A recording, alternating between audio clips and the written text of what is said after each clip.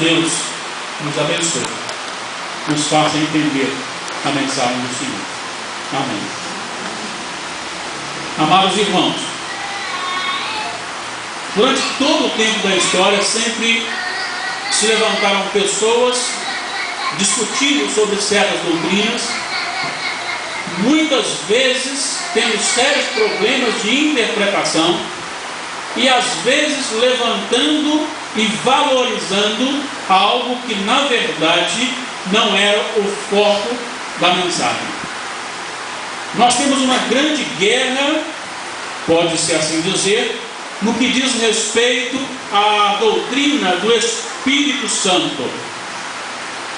Muitos têm se levantado para atribuir um segundo batismo, chamado batismo com o Espírito Santo, e afirmando que quem não é batizado com o Espírito Santo ainda não experimentou de um gozo profundo ou coisa semelhante.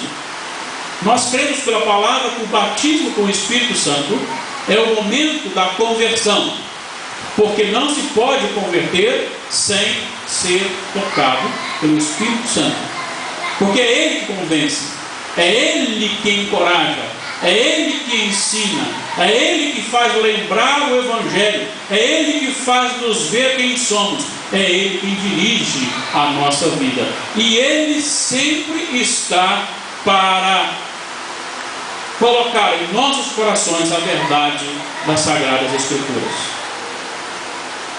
O Pentecostes foi um acontecimento.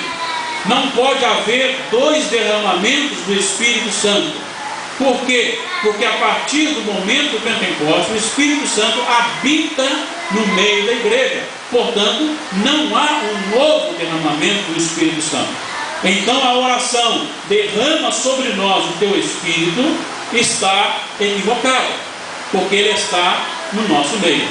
Agora, o que é necessário muitas vezes, e às vezes identificado como um derramamento, é quando a pessoa está se enchendo do Espírito Santo, automaticamente ela começa a viver na plenitude do Espírito Santo. E aí então o encher-se daquele que veio após a morte, ressurreição e glorificação do Filho. E o Espírito Santo age através da igreja. E este agir do Espírito Santo deixa algumas características para comprovar se a igreja ou a pessoa está cheia do Espírito Santo ou não. Entre tantas características, nós vamos discutir aqui algumas. As características de uma igreja cheia do Espírito Santo. E eu quero, irmãos, que você esteja neste momento, cada um esteja neste momento atento à palavra do Senhor, pois nós vamos dividir aqui esse texto em três partes, uma vez que ele está em três blocos, e nós desejamos que o que falarmos seja alimento para o seu coração. Nós vamos entender aqui pelo contexto que Jesus, ao se aproximar dos discípulos após a ressurreição, diz para eles que deveriam esperar o derramamento do Espírito Santo. Eles deveriam ficar em Jerusalém, eles deveriam estar atentos e obedecer para que recebessem. E eles fazem isso. E diz no início do capítulo 2, ao cumprir-se o dia de Pentecostes, estavam todos reunidos no mesmo lugar.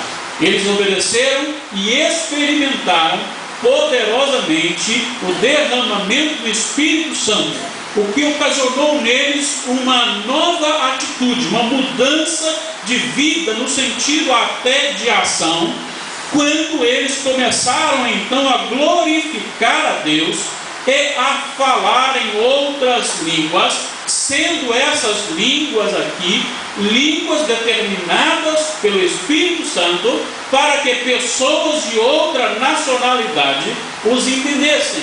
E aqui havia ali pessoas de outras raças, de outras nações, e eles começaram a ouvir a mensagem proclamada, cada um na sua própria língua. Mas houve também aqueles que se levantaram para acusar, porque eles estavam glorificando a Deus e até zombavam, dizendo que eles estavam embriagados. E é nesse momento que Pedro se levanta para fazer o seu discurso e anuncia que às 9 horas da manhã é impossível alguém estar embriagado, pelo menos um grupo grande estar embriagado. E ele vai falar então sobre o que tinha acontecido. Ele começa a desenvolver a pregação do Evangelho sobre o Evangelho do Senhor Jesus, não sobre outro Evangelho. E nós queremos então, irmãos, aprendendo aqui nesse texto, destacar 3 características de uma igreja cheia do Espírito Santo. A primeira característica da igreja cheia do Espírito Santo é que esta igreja, que é então composta por pessoas, me refiro à igreja, me refiro a pessoas, ela tem uma mensagem cristocêntrica. O que significa isso? Significa que a mensagem proclamada por alguém ou por alguma igreja que está cheia do Espírito Santo é uma mensagem que simplesmente procura exaltar, glorificar a Cristo Jesus e a ninguém mais. Nós deparamos com isso em Pedro. Pedro se levanta, faz uma breve defesa daqueles que estão ali, anuncia em poucos versículos o que estava acontecendo, porque ele cita a profecia de Joel, e diz que naquele momento o que estava acontecendo é que eles foram chamados para serem testemunhas, e começa a testemunhar a respeito de Jesus. Veja bem, ele gasta falando do Espírito Santo, do versículo 16 ao versículo 21. Ele gasta a partir do versículo 22 até o 36, falando de Jesus Cristo. Então a ênfase na mensagem daquele que está cheio do Espírito Santo é a exaltação do nome do Senhor Jesus. A mensagem, ela não tem outra característica a não ser exaltar e proclamar Jesus Cristo como Senhor de toda a nação, como Senhor enviado por Deus, que cumpriu a sua missão e que Deus o ressuscitou e que continua vivo, assentando-se à destra de Deus, de onde há de vir julgar o mundo. Ele aqui começa a dizer e a descrever, fazendo uso não somente do acontecimento momentâneo ou do momento, mas também usando a Sagrada Escritura, usando o livro da lei, usando os profetas, e ele descreve, usando os salmos, ele descreve então a ação de Jesus, como aconteceu, e ele até faz acusações diretas, dizendo o seguinte, que tudo isso foi determinado pelo Senhor para que acontecesse. Mas a mensagem principal de Pedro aqui não é preocupando com o que estava acontecendo no sentido de o que vão falar de nós, mas é de levar ao conhecimento de todos que estavam ali, daqueles ouvintes, a grande e gloriosa ação de Deus sobre a morte, ao vencer a morte, ressuscitando Cristo. E assim a igreja agora pode se fundamentar não num Cristo que simplesmente morreu, que está crucificado, que ainda está morto. Pelo contrário, nós nos gloriamos no Cristo que ressuscitou. Esta é a mensagem. Quantas vezes as igrejas têm errado o caminho ao pregar o Evangelho? Às vezes o Evangelho não está sendo mais um Evangelho de salvação, não está sendo mais um Evangelho que proclama o poder de Deus sobre a morte, a obediência de Jesus Cristo em cumprir a sua missão.